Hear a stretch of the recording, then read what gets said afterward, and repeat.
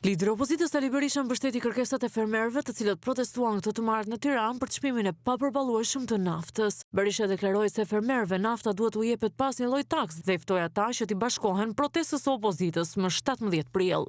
Për fermerët duhet përgjysmimi i ngarkesës fiskale dhe heqja e aksisës. Nafta duhet t'u jepet atyre pa asnjë lloj takse. Dhe kjo nuk po ndodh.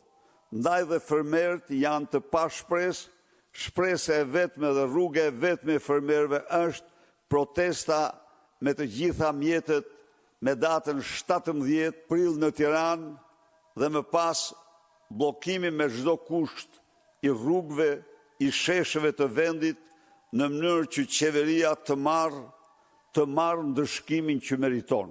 Duke mbetur tek çmimi i lartë i karburantëve, Berisha kërkoi përgjysmimin e barrës fiskale dhe kompensimin e shtresave në nevojë dhe bizneseve të vogla. Është e domosdoshme përgjysmimi i ngarkesës fiskale ose ulja e ngarkesës fiskale për litrin e naftës në nivelin e vendeve përreth, në nivelin që e ka sot Maqedonia dhe Kosova, nivel që është pothuajse 50% më i ulët se sa në Shqipëri. Përveç kësaj, është e domosdoshme që shtresat në nevojë, bizneset e vogla, të marrin kompensimin e tyre për rritjen e çmimit të naftës, një kompensim i cili i mbron, u jep mundësi pensionistëve të vazhdojnë jetën e tyre dhe u jep mundësi bizneseve të vogla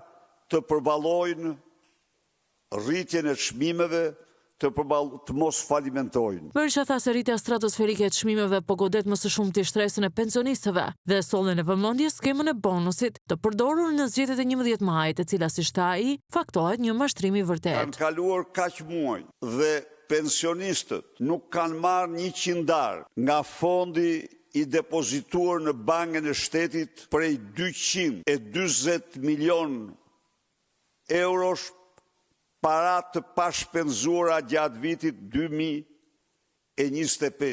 Skema e bonusit është një mashtrim pasi në këtë skemë mbi 45% e pensionistëve nuk marrin asgjë ose marrin therrime.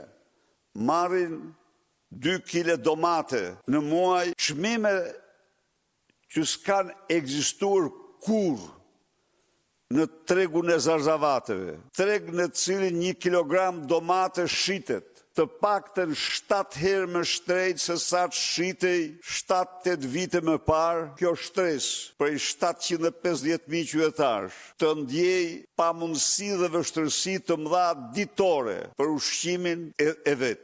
Berisha u ndal edhe tek bllokimi i procesit të integrimit dhe paralajmëroi edhe masa të tjera ndëshkimore për shkak të mbrojtjes së korrupsionit qeveritar nga Edi Rama.